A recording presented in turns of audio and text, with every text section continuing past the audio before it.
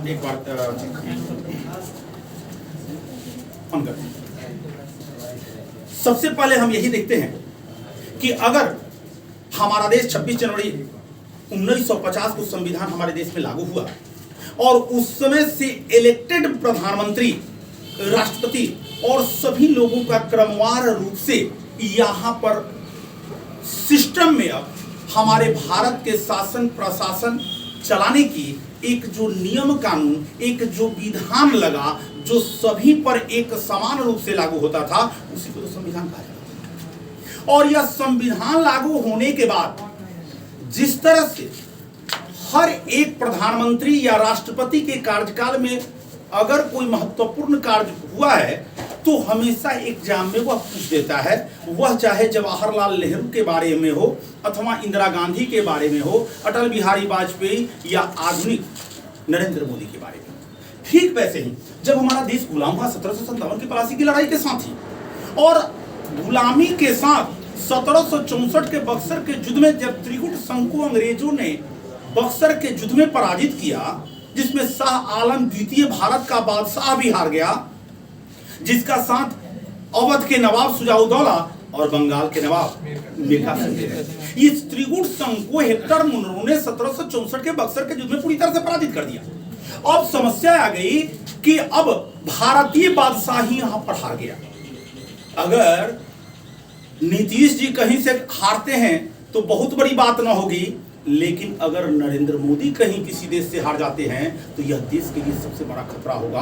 और 1764 में अंग्रेजों के साथ भारत का ये, अतः अब अंग्रेज लगभग भारत को अपने कब्जे में कर चुके थे और एक प्राइवेट ब्रिटेन की एक प्राइवेट कंपनी जो भारत में यानी पूर्व में, चूंकि हमसे पश्चिम में पड़ता है ब्रिटेन, यूरोपीय देश, अतः हम लोग उसके पूर्व में हैं, अतः पूर्व में होने के लिए ईस्ट, और भारत में चूंकि कंपनी लगाई इसलिए इंडिया, और एक प्राइवेट कंपनी थी इसलिए कंपनी, अतः ईस्ट इंडिया कंपनी ने भारत में शासन करना शुरू किया।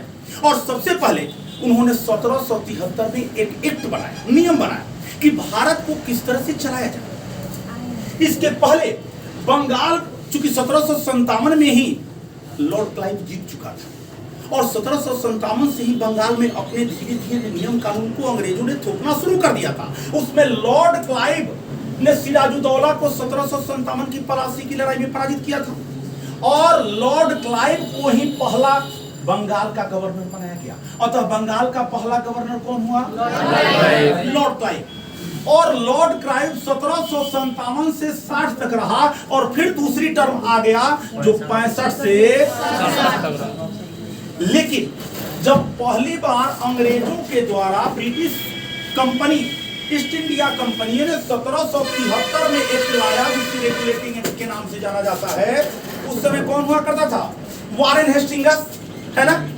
और यह वॉरेन हेस्टिंग्स 1772 से 1785 तक, और 1772 के बाद 73 में एक्ट आया और इस 73 में कहा गया कि बंगाल के गवर्नर को अब बंगाल का गवर्नर जनरल। तो 73 के पहले गवर्नर, तो अंतिम बंगाल का गवर्नर भी कौन होगा? यानी अंतिम गवर्नर जो होगा वह होगा वॉरेन हेस्टिंग्स। अब भारत बंगाल का पहला गवर्नर जनरल भी कौन होगा? चूंकि इसी के समय में नियम कानून है तो पहले से बंगाल का गवर्नर था ही। अब 73 के एक्ट के अनुसार अब क्या हो गया? Governor general. अतः पहला बंगाल का अंतिम गवर्नर वॉरेन हेस्टिंग्स और बंगाल का पहला गवर्नर जनरल। अब आते हैं 1833 का एक चार्टर। अब कहा गया कि भाई यह चार्टर एक्ट के द्वारा अब नियम को, आजकल देख रहे हैं कि भारत में नाम परिवर्तन की एक परंपरा सी चल पड़ी है। हर जगहों स्थलों का नाम परिवर्तित करके अपने मनानुसार कहिए या यहाँ के अनुसार या भारतीयों के अनुसार रखने की एक प्रवृत्ति चल पड़ी है। वही स्थिति यहाँ भी देखने को मिलती है।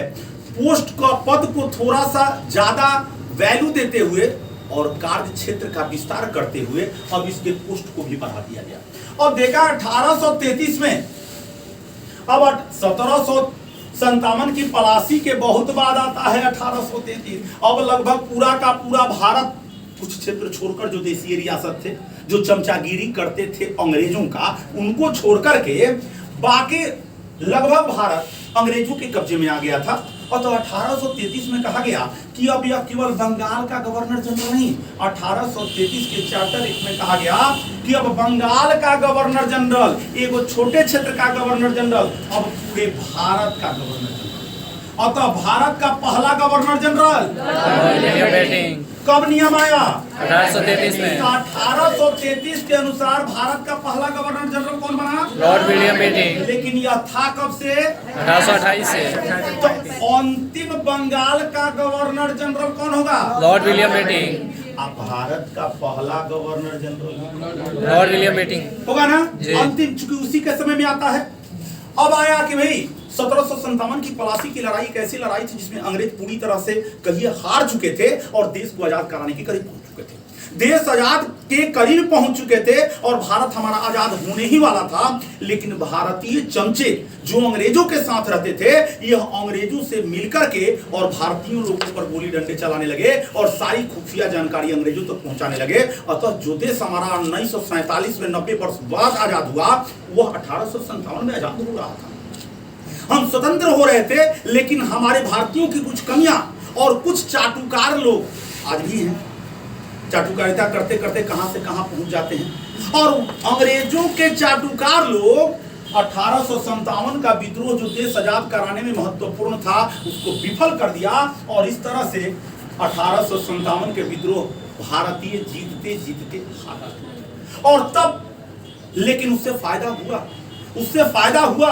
अब अंग्रेज समझ गए कि भारतीय धर्म में हस्तक्षेप करना उचित नहीं है, भारतीय क्षेत्र को दखलियाना ठीक, और भारत में शिक्षा की व्यवस्था करनी जरूरी है। यानी बहुत सारे सबक मिले और सबसे बड़ा सबक मिला कि अब अंग्रेजी संसद ने कहा कि भाई अब प्राइवेट कंपनी जो ईस्ट इंडिया कंपनी है, अब वो भारत में नियम कानून नहीं ले जाएगी। अब अंग्रेजी संसद के अधीन भारत में नियम कानून चलेगा और अंग्रेजी संसद ही वहां के प्रशासक को नियुक्त करेगी कि कौन वहां पर राजा बनेगा, यानी ब्रिटेन के द्वारा कौन नियुक्त होगा जो पूरे भारत को चलाएगा। और उसको कहा जाएगा क्राउन का मेंबर, यानी वह क्राउन का मेंबर सदस्य हुआ करता था और उसी को वायसराय के नाम से।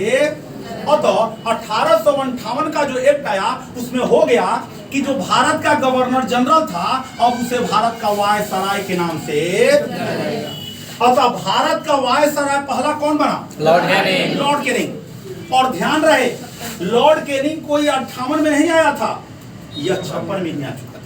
तो जब 58 के पहले इस पोस्ट को क्या कहा जाता था? Governor general. तो भारत का अंतिम गवर्नर जनरल कौन होगा? Lord Canning. और भारत का पहला वायसराय लॉर्ड कैनिंग। दोनों बात बराबर है ना?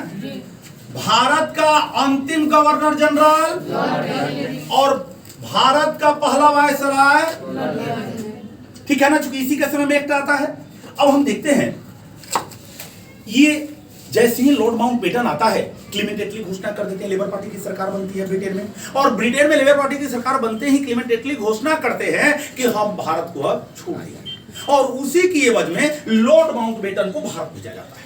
और लॉर्ड माउंटबेटन जैसे ही भारत आता है, यह भारत के आजाद कराने के लिए संविधान निर्मात्री सभा का गठन करने लगता है और प्रक्रिया सिस्टम शुरू कर देता है कि किस तरह से आजाद किया जाए। और इसी के समय में हमारा देश आजाद हो गया कि कब? 15 अगस्त 1947। हालांकि उसके एक दिन पहले 14 अगस्त 1947 को दो भागों में हमारा भारत बट गया, भारत और पाकिस्तान। लॉर्ड माउंटबेटन के समय में 14 अगस्त को हमारा भारत और पाकिस्तान में बटा और 15 अगस्त 1947 को हमारा देश आजाद हो गया। तब से कोई अंग्रेजी गवर्नर जनरल वायसराय नहीं है। तो भारत का अंतिम अंग्रेजी वायसराय कौन होगा? Lord Mountbatten. क्योंकि आजादी के समय कौन था? Lord Mountbatten. भारत का अंतिम अंग्रेजी वायसराय। तो जब देश आजाद हो गया, उस समय संविधान निर्मात्री सभा काम कर रही थी संविधान बनाने में, विधि विधान बनाने में, नियम कानून बनाने में। तो उस समय कोई अंतरिम सरकार चल रही थी प्रधानमंत्री जवाहरलाल नेहरू के नेतृत्व में, लेकिन उस समय कोई प्रमुखता से प्रधानमंत्री यानी चुनी हुई सरकार भी नहीं थी। अतः अंग्रेजों ने भारतीय लोगों को ही चाहा कि वायसराय बना दिया जाए। अतः चक्रवर्ती राजगोपालाचारी को सी राजगोपालाचारी को अगला वायसराय बना दिया। किसने? लॉर्ड माउंटबेटन ने। कहा कि भाई आप अब वायसराय रहिए, अब हम लोग देश को आजाद कर दिए, छोड़ दिए। अतः सी राजगोपालाचारी पहली भारतीयों को कभी वायसराय गवर्नर जनरल का पोस्ट नहीं दिया जाता था, लेकिन यह अंतिम क्षमता देश आजादी के समय कि भारत का पहला एवं अंतिम वायसराय के रूप में किसे चुना गया था? सी राजगोपालाचारी को। अतः भारत का पहला एवं अंतिम वायसराय सी राजगोपालाचारी। अब हम एक बार फिर से रिव्यू कर लेते हैं। आप लोग बताते चलिए, भारत का पहला गवर्नर लॉर्ड क्लाइव। भारत का अंतिम गवर्नर वॉरेन हेस्टिंग्स। तो भारत का 1773 के अनुसार सॉरी बंगाल का, भारत का नहीं बंगाल का, मैं अगर भारत नहीं कह रहा हूं तो उसको बंगाल ही समझिएगा। बंगाल का पहला गवर्नर और बंगाल का अंतिम गवर्नर, चूंकि इसी के समय में एक था, तो बंगाल का पहला गवर्नर जनरल वॉरेन हेस्टिंग्स। और 1833 के अनुसार अब क्या हो गया? Governor general. भारत का गवर्नर जनरल हो गया। अतः बंगाल का अंतिम governor general Lord William Bentinck. भारत का पहला भी governor general Lord William Bentinck. 1858 में एक गया कि अब गवर्नर जनरल का पोस्ट क्या होगा? वायसराय। तो पहला वायसराय लॉर्ड कैनिंग। अंतिम governor general Lord Canning. Bharat का अंतिम रूप से वायसराय, उसके बाद अंग्रेजी वायसराय कोई नहीं आया। Lord Mountbatten. जवाहरलाल नेहरू का बहुत बड़ा फैन हुआ करता था, दोस्त हुआ करता था। और भारत का पहला अच्छा है अंतिम भारतीय वायसराय कौन था? सी राजगोपालाचारी। राजगोपालाचारी। इस तरह से अब हम इसमें देखेंगे कि कौन कौन से गवर्नर जनरल ने कौन कौन सा महत्वपूर्ण कार्य किया है। अतः इसको ये पहला और अंतिम की हमेशा एग्जाम में चर्चा करता है, अतः एक बार इसे रिव्यू निश्चित रूप से